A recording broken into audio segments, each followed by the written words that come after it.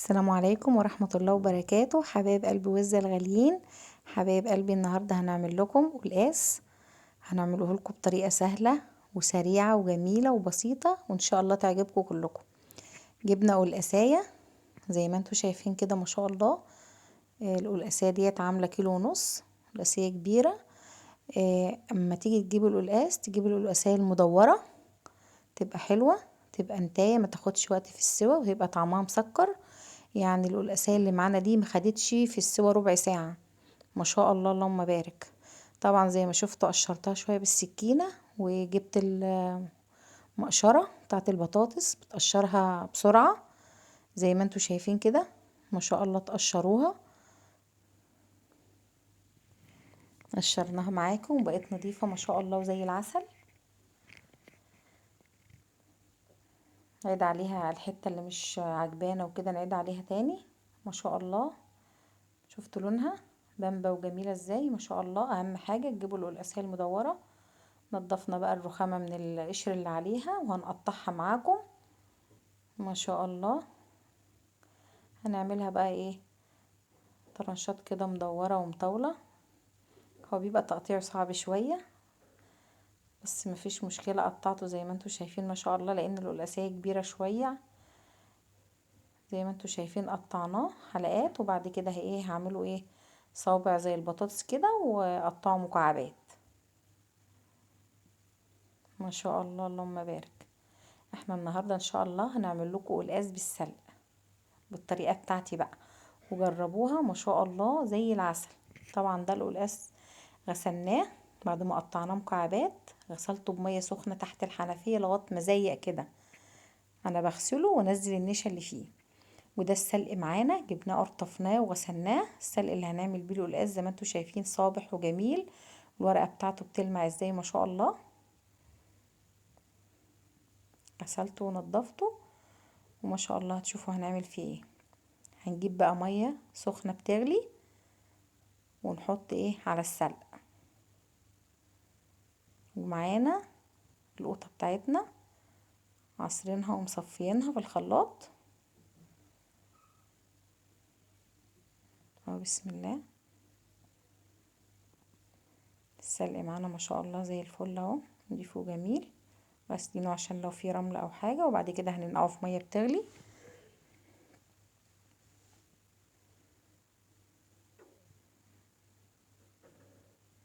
نحط عليه الميه ونركنه معانا شويه، نغطسه كده بالمعلقه في الميه لما نغطيه كله زي ما شفتوا. عايزه اقول لكم ان القلقاس ما شاء الله ما شاء الله هيبقى حاجه كده زي العسل. وشايفين القلقاس ما شاء الله زي ما شاء الله فل قدامكم اهو. خرطنا بقى بصلتين متوسطين و3 فصوص توم اللي احنا هنعمل بيهم الطشه بتاعه القلقاس. تمام، كله تمام. ودي لحمه انا معلقه على لحمه جنبي بسلقها، فنقيت اللحمه السمينه عشان احطها في القلقاس. وجبت ايه، حوالي كوبايتين شوربه كده بكام قطعه لحمه عشان احطهم في القلقاس. جبنا بقى الحله بتاعتنا نحطها على النار، حطينا فيها معلقه ليا وهنحط معلقه سمنه.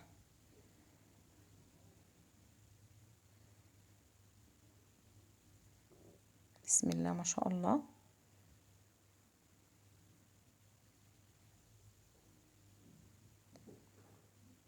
هنجيب البصل بتاعنا مقطعينه قطع صغيره، هننزله بقى في اللي هي والسمنه البلدي الروايح الجميله اللي طالعه معانا دي ما شاء الله. ونحمر البصل بتاعنا بقى لغايه ما يوصل معانا للون الذهبي الجميل، وبعد كده ايه نكمل بقيه المقادير بتاعتنا. بسم الله ما شاء الله. البصل خد معانا اللون الذهبي زي ما انتوا شايفين. حمروا سيكه كمان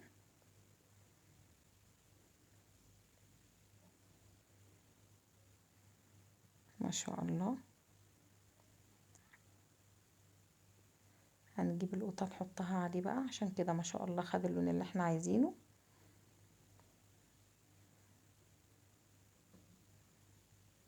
نزلنا عليه القوطة ما شاء الله. هنغطيها بقى التقلية معانا لغاية ما تتسبك. ما شاء الله القوطة حمرا وجميلة. هنرجع تاني للسلق بتاعنا. شوف هنعمل فيه ايه. هنجيب شفشق الخلاط، طبعا زي ما قلت لكم احنا كنا غسلينه ومنضفينه عشان الرملة والتراب، ونقعناه في مية بتغلي وركناه جنبنا شوية. هنخلطه بقى في شفشق الخلاط معاكم. الطريقة دي انا معتمداها بقالي سنين. في ناس بقى بتحمر السلق مع السمنة في الثوم وكده، لا اخلطوا السلق تبقى الطريقة حلوة وما بتبقاش حامية على القلب كده لما تاكليها، وباردة كده وجميلة ما شاء الله. هنضرب الورق بتاع السلق معانا في شفشق الخلاط ما شاء الله. بصوا اللون الجميل ما شاء الله. لون الخضرة الطبيعي ده لون يجنن ما شاء الله. هنجيب المصفى بتاعتنا، نجيب مصفى ضيقة خرمها ضيقة وهنصفيه.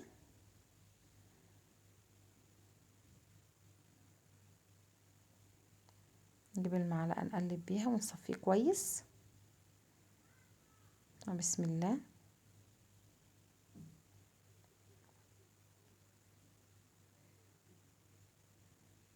نقلب كويس نصفيه معانا ما شاء الله. القلقاس دلوقتي كتير في السوق ما شاء الله وجميل وطعمه حلو. اهم حاجة لما تيجي تجيب القلقاس تجيب القلقاسية المدورة، بيكون لونها من فوق كده اللون البامبا الغامق الجميل ده، ما تاخدش معاكي سوا ما شاء الله. كده صفينا السلق بتاعنا زي ما انتوا شايفين.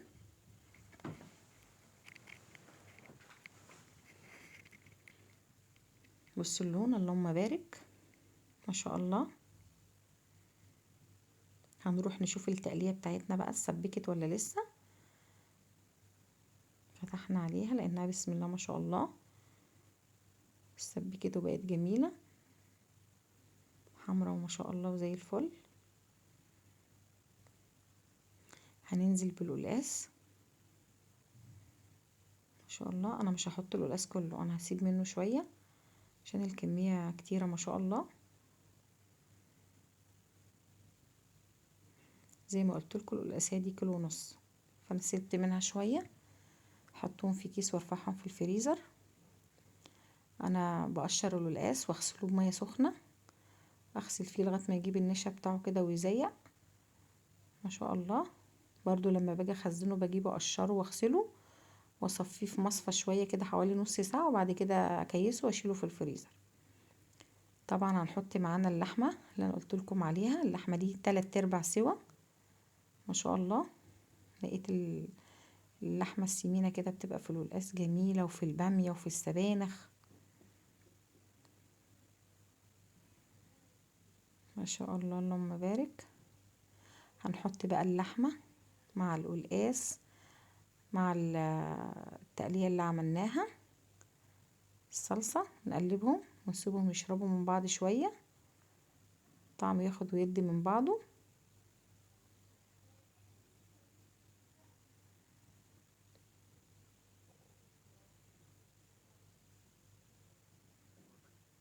زي ما شفتوا ما شاء الله. بعد كده هننزل بالسلق بعصير السلق بتاعنا اللي عملناه. بصوا اللون ما شاء الله. وعايزة اقول لكم طعم ما يتوصفش ما شاء الله ما شاء الله. جربوها هتحبوها جدا وتقولوا يا ريتنا عملنا الطريقة دي من سنين عدت.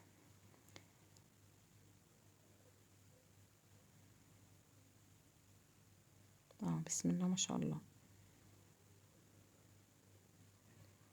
هنغطي عليه نسيبه يغلي شوية.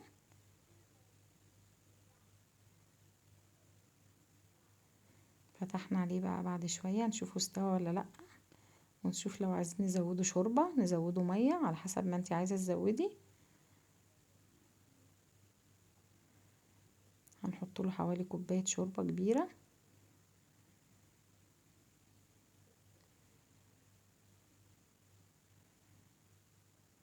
لسه ما استواش، ما خدش ربع ساعة سوا ما شاء الله. شوية فلفل اسود وهنحط الملح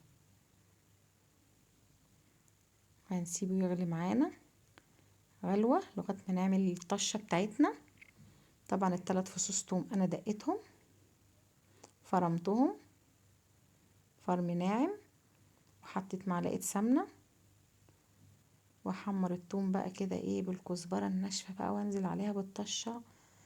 روايح بقى تطلع دلوقتي وطعم بقى جميل ما شاء الله.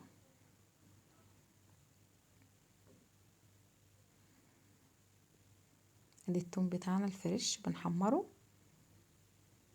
نقعد نقلب فيه كده لغايه ما ياخد اللون الذهبي. والقلقاس بتاعنا متعلق عليه جنبنا، زودنا الشوربه وحطينا الفلفل الاسود وحطينا الملح بتاعه. نحمر بقى التوم كده بالكزبره ونحط له الطشه.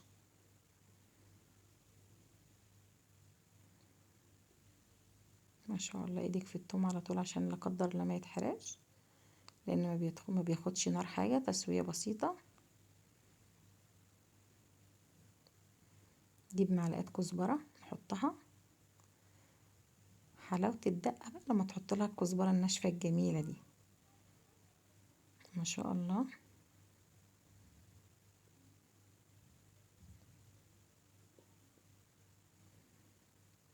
الطشه بتاعتنا ما شاء الله، صلي على النبي كده وانت بتحط الطشه، بسم الله ما شاء الله.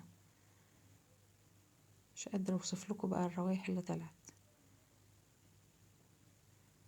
عايزه اقول لكم بقى لو الوصفه بتاعتنا عجبتكم، اللايك والشير والاشتراك في القناه عشان يوصل لكم كل جديد، وان شاء الله ان شاء الله هتعجبكم. بس اطبخوا القلقاس بالطريقه دي وجربوه، وانت هتقولوا الطريقه دي كانت فين من سنين. حاجه كده ما تتوصفش ما شاء الله.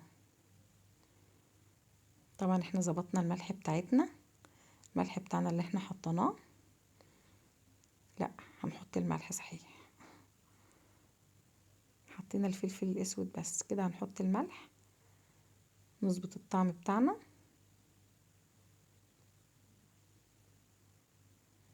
شوفوا استوى ولا لا معانا.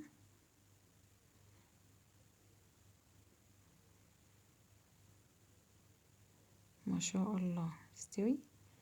معلقة كسرت المكعب من النص كده، بقى هنطفي عليه عشان برضو السخونية بتسويه اكتر كده. ما شاء الله تمام مظبوط ما شاء الله. وعملنا رز بشعرية وغرفنا بولة شوربة، والقلقاس معانا اهو ما شاء الله. طعم يجنن، مش قادرة اوصف لكم الطعم ما شاء الله. هنغرف معاكم القلقاس مع الرز بشعرية.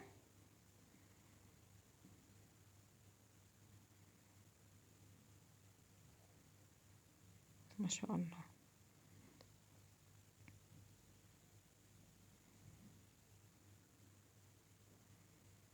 انا عندي الاولاد بيحبوا القلقاس بالطريقة دي قوي، بيعشقوه بالطريقة دي.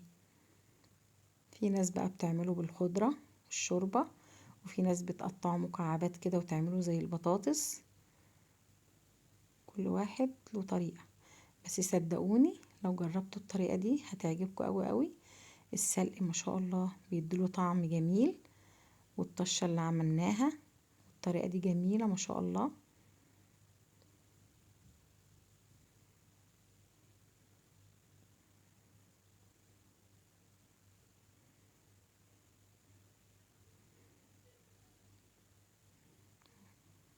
بيتكلم عن نفسه اهو ما شاء الله، حاجة كده زي العسل. هندوق معاكم بقى.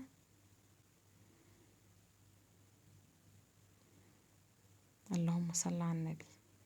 طعمه زي العسل ما شاء الله ما شاء الله، طعمه جميل. بألف هنا وشفا يا حبايب قلبي.